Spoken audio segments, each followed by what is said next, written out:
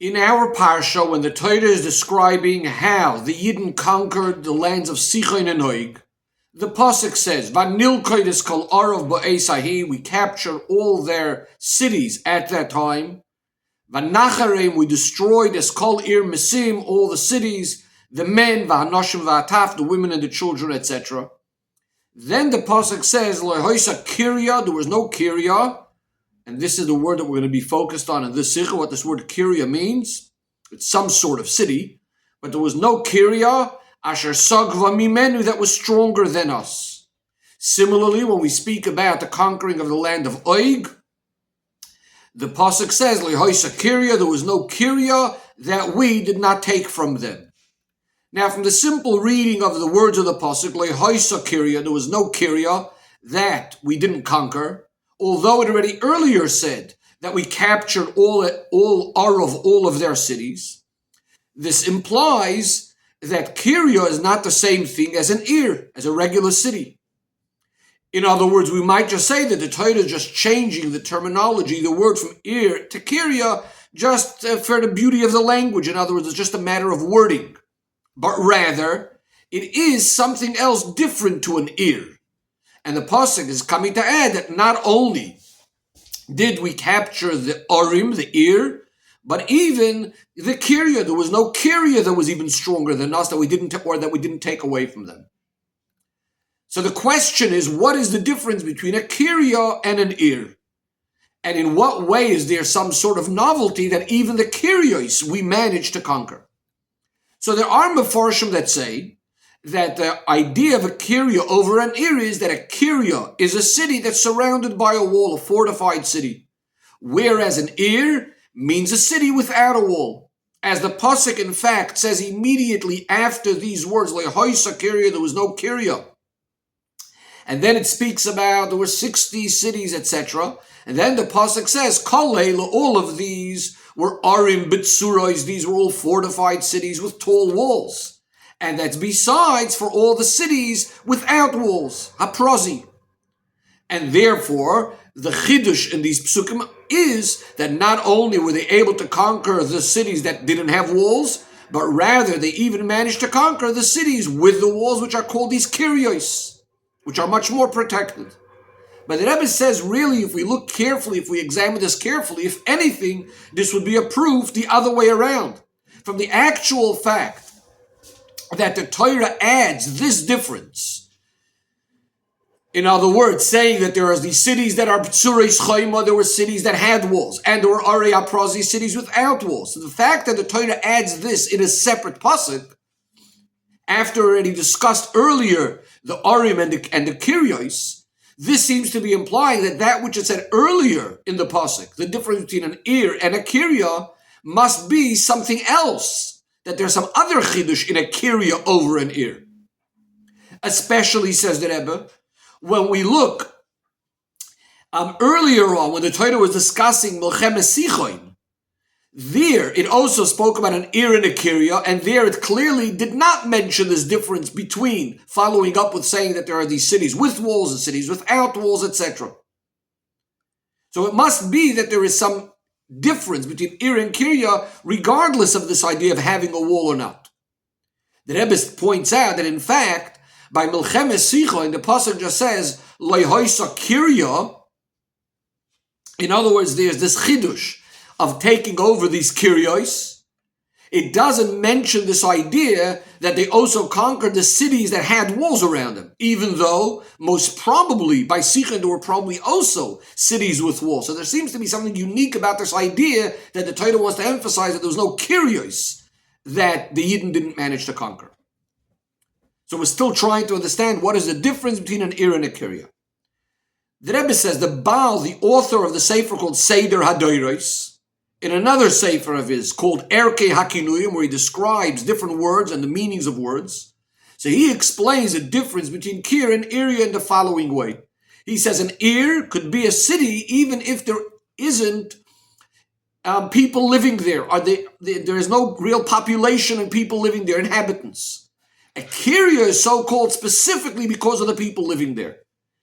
As it says, Makoil HaKirya Hoima, which is a pasuk referring to the idea of the lots of noise and commotion going on in a populated city. Based on this, he actually explains the wording that says by Ari Miklot. The pasuk says, this is a pasuk back in Parshas Maseh, V'ikrisem lachem Arim. Now many translate V'ikrisem lachem Arim, that you will organize, you will arrange cities to be as Ari Miklot. The Seder HaDoiris translates V'ikrisem lachem Arim. He says the word V'ikrisem is like from the word Kiria. He says V'ikrisem lachem Arim means you should take from the Arim. Again, an Ir could be a place that's not inhabited. And make that V'ikrisem, make it into a Kiria. Make sure there are people living there. As the Rambam writes, that Ari Miklot has to be in a place where there is a population living around it. There are people living in it. If the population living around it has diminished, we need to add people. Or if the inhabitants are less, we need to bring in Koyanim, Leviim, and Yisraelim. So again, according to the Seder HaDoiris, a Ir could technically be a place that doesn't necessarily have people there, living there, inhabitants, and a Kiria does. However, says the Rebbe, this still needs further clarification. Because in the Psukim in our Parsha, where we're speaking about both things, Ir and Kiria, it is clear that these Arim also had inhabitants. As the Pasuk says, Vanilkoit, we captured these cities at that time, we destroyed the cities, the Ir, that had men, women, and children. Or another pasuk, Hachareim, destroy, Kol Ir Mesim Hanoshim V'Atav, destroy these Ir, these cities which are called Ir. But again, men, women, and children are clearly people there. So we must say that within the inhabitants itself, within the people living itself, there's still going to be some chiddush, something different about a Kiria versus an Ir. In order to explain this, the Rebbe is going to focus now mainly on this din by the Ari Miklot. That we said that if the inhabitants diminished in the city, we need to bring in Koyanim, Leviim, Yisraelim. What's the reason for this? So one of the reasons for this is given by the Ritva. He brings in the name of the Rameh. He says that we bring in Koyanim and Leviim and Yisraelim, people that have humility, people that have compassion, and they won't be shoifchei damim, they won't spill blood, they won't harm this person that came in, and plus they also won't give him over, they won't deliver him into the hands of the Goyal Adam, of the avenger of the blood. According to this din would fall into the same category as some of the other conditions regarding to Ari Miklot mentioned in the Gemara and the Rambam. The fact that you don't make Ari Miklot into very, very huge, big cities, not very, very small, little cities. We only put it in a place where there are marketplaces, where there's water available. If there's no water, we bring in the water. In other words, these are all side benefits and conditions of the Ir Miklot for the benefit of this person that's running to the Ir Miklot, this refugee. So that's one reason. Another reason that's brought in Acharonim is, it's possible that after a while, many refugees came to this Ir Miklot, people that had killed, and then the Ir Miklot will no longer function as an Ir Miklot, because it says that Ir, a city that has mostly Roitzim, most of the inhabitants now are the murderers, is no longer going to function as an Ir Miklot, and therefore we need to bring in Koyanim, Leviim, and Yisraelim to become the inhabitants of the city, so they should be the majority, instead of the refugees being the majority. According to this, it's no longer just a side or external condition of the Ir Miklot, just for helping out this Reitzeach, but rather it's actually crucial for the Ir Miklot functioning as an Ir Miklot. However, this is still considered a condition that's in the negative side. In other words, we're taking care of, there shouldn't be a concern that there should be too many Roitzchim in the city. But now let's go back to the Seder HaDoiris. From the fact that the author of the Seder HaDoiris connects it with the pasuk V'hikrisem lachem Arim. Arim Miklot Teyana lachem. You should make these Arim, as we said, into a Kiria. And these cities will become cities of refuge where a murderer that killed someone by mistake will be able to run there, which is the actual pasuk that's telling us the very actual din of the Ir Miklot. This implies that it's a din in the very fundamental aspect, in the essence of the Ir Miklot, making the Ir Miklot functional.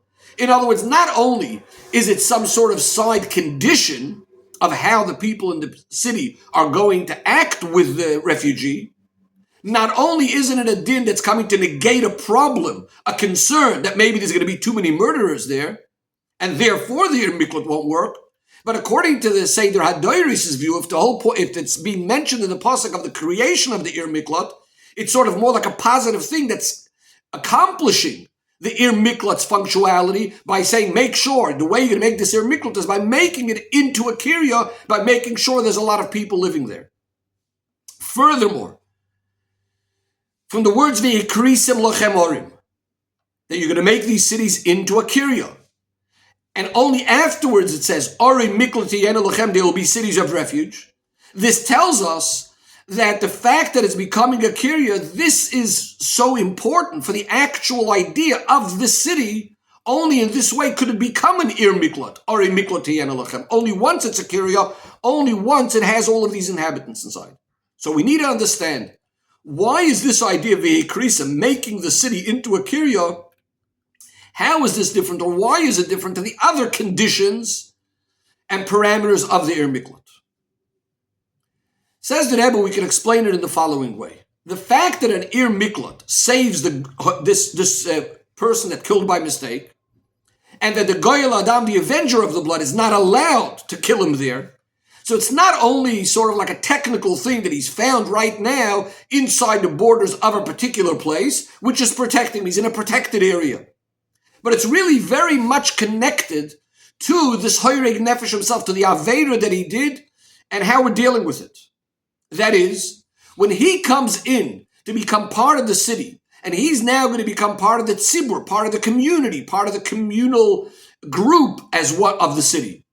This is now going to give him protection of the tzibur and the schus of the tzibur of this particular city, as the Rebbe will go on to explain. But when could you say that the whole city, with all of its inhabitants, are considered a kol, a community, one tzibur? That is when it's a kirya. And again, what does a kirya mean?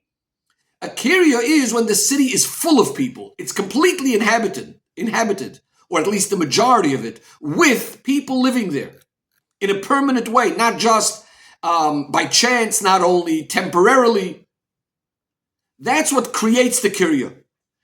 That's why the halacha is, if there are some people now, there's less people there living there, it's not going to have this mitzias, this entity of all the people in the city being like one community, one tzibur. Now it's like some yechidim, some individuals just living in one place. So again, the point that Rebbe is making over here is, or one of the main points that are relevant right now, is that a city, a ir, could be a place where there are people, but it might be some people there. A kirya specifically emphasizes that it's a place humming with people, full of people, which all become one tzibur, one kol.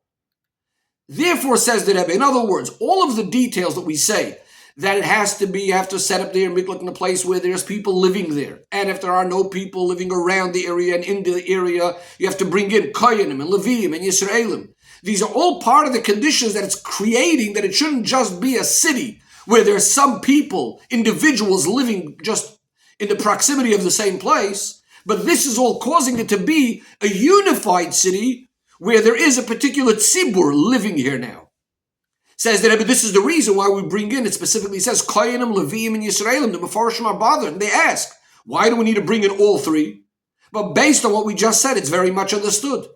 This protection of the tzibur, the fact that the tzibur is absorbing this person, is not only that he is going to be a part of a certain group of Yidden, but rather it's a tzibur. A tzibur represents, in a miniature way, reflecting what Klal Yisrael is all about. And that's accomplished specifically when we bring in as permanent inhabitants there all categories of the Yidden, Koyanim, Leviim, and Yisraelim. And why is this so important? Why is it so important to have this tzibur, this idea that we're making this unified body of a tzibur? The Rebbe says it's understood in the following way. When a person kills someone, now we know that all Yidden are goy echad, they're one nation, they're one klal, we're all one mitzias, we're one entity. When a Yid goes, chas v'shalom, and kills another Yid, in a certain sense, he now impacted all of Klal Yisrael. He now separated himself from the klal, from the group. And furthermore, in a certain sense, he is in contradiction. He's fighting this klal, this tzibur of Klal Yisrael. He caused someone to die. And therefore his protection, and furthermore, even his kapara, becomes when he becomes now once again a part of Klal Yisrael, and that comes by him going to this Ir Miklot, which again is this place which represents a community as a whole, one unified group. Now we know, says the Rebbe, it says in Sforim, that Goyal Adam, the avenger of the blood, is also a hint to the Satan, who's looking to prosecute the Yid, to get the Yid in trouble. When a Yid does an Aveira, Hoirig Nefesh Bishgaga, the Goyal Adam, the avenger of the blood, the Satan, is coming to try to punish him for Shvichas Adam, for the spilling of blood, or generally for the concept of an Aveira. And the Torah is what brings the protection, gives him the protection of an Ir Miklot. As it's known, says the Rebbe, in regards to the idea of the Golus going into an Ir Miklot, which is, yes, it's a kapara, it's an atonement for this person that killed someone by mistake, but the actual full kapara is going to be complete only when he does his full time in the Ir Miklot. But besides that, the Ir Miklot by itself, in Pshuta Shel Mikra, is number one, a Hagana, it's protecting him right now. Both in the literal sense, to protect him from the Goyal Adam, from this avenger of the blood, in case he's going to try to pursue him, chase him, if his heart heats up with a passion trying to kill him. Also from the spiritual Goyal Adam. So that it's protecting him so that even before the Yid receives the kapara, through going in Golus, and therefore he still has in some way the results and the impacts of the Aveira, but by the fact that he's in the Ir Miklot right now, the avenger of the blood can't touch him. Says the Rebbe, this protection that he gets from the Ir Miklot, where is this coming from? From the fact that it's a kirya. Well, again, what's a kirya? A place where there's a community altogether, the idea of Achdus. And the Rebbe explains, it's known that when Yidden are in a state of Shalom and Achdus, peace and unity, this itself saves the Yidden. This itself is a protection.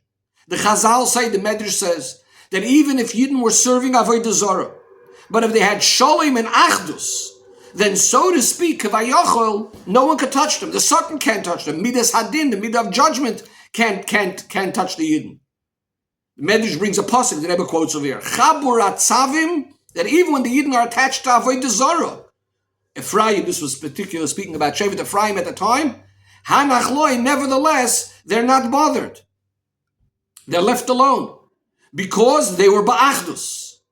So in other words, despite the fact that they were on a very lowly level, of the Avodah Zarah, but the idea of achdus and shalom protects them, that they shouldn't be able to be touched, they shouldn't be able to be punished. And Kavayachal Hashem himself says, I have no power over them in this particular case. So too says the Rebbe over here, that even before this murderer has his full kapara, he didn't do his full time in the Ir Miklot yet, but the achdus of the Ir Miklot, that itself is already protecting him. Says the Rebbe, now let's go back to the Milchama against Sicha and Noga. We'll understand this word kirya that says over there. As mentioned before, the idea of many people living in one place, this represents the concept of a kirya. And we also said this idea of kirya represents the achdus, the fact that they're all living there together, unified. And this is what the pasuk is saying, that by Sicha and Noga, not only do they have physical strength in the greatest measure, but furthermore, they also had the concept of achdus. Their cities were in a way of kiryos, which represents a spiritual protection.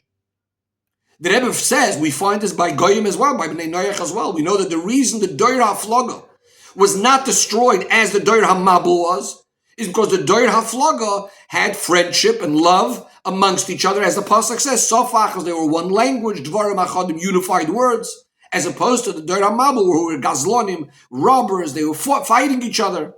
And that's the Chiddush the Torah is telling us by this Milchama of Sicha and Noga, that there was no kirya that was stronger than us. Or the other pasuk, there was no kirya that we didn't take away from them. That even those cities that were a kirya, even those cities that had this population in a way of achdus and shalom, and therefore they have some sort of spiritual protection, nevertheless the Yidden were able to be victorious over them and conquer them as well. And therefore the Rebbe says we can now understand that the idea of conquering a kirya is even a greater chiddush than conquering fortified cities with walls. Because here we're speaking about the fact that they have a spiritual protection, besides for, or even stronger than the physical protection. And that's why the Pasuk by Melchem Sicha just mentions this idea, there was no Kirya that was stronger than us. It doesn't even mention the point of Arim B'tsuri Schema, of the fortified cities. Says the Rebbe, what is actually the reason that the Yidden are able to overcome this Achdus of Sicha and Noig? Even though we just said before, B'nai Noyach, if they have Achdus and Shalom, this also gives them strength. The reason for this is because by the Goyim, the Achdus is only an external one. They're coming together, they're participating in one act for a particular activity, but it's not Achdus Be'etzim. They don't have Achdus in the very essence. That's why we know by Goyim, there isn't the Geder, the halachic Geder of having something called a Tzibur, as one community. Because even once they get together, every individual is still an individual entity. They're not one unified Metzias. And therefore, when Yidden come and fight with them, wage war against them with the Yiddish Achdus, which is true Achdus, the Achdus of Bnei Yisrael, this has the power to be mevatel, to nullify the protection of Klippa that's coming from the Achdus of Klippa. Says the Rebbe, we still need to understand one more thing. What is the reason why this idea is specifically emphasized by the conquering of Sicha and Oig, this idea that even the Kiryos were taken over? There was no Kirya that was stronger than us. There was no Kirya that we didn't take away. Why is this being emphasized specifically by this war as opposed to other things that we had earlier? It says the Rebbe, the explanation is the conquering of the land of Sicha and Noig was on the way and for the purpose of conquering Eretz Yisrael.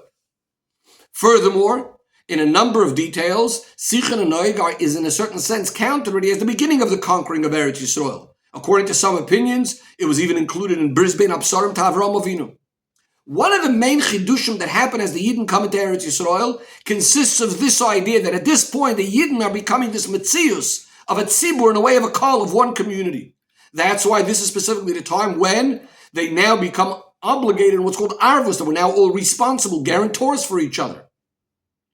So this idea of tzibur specifically happens as they're entering Eretz Yisrael, as opposed to Bavel, for example.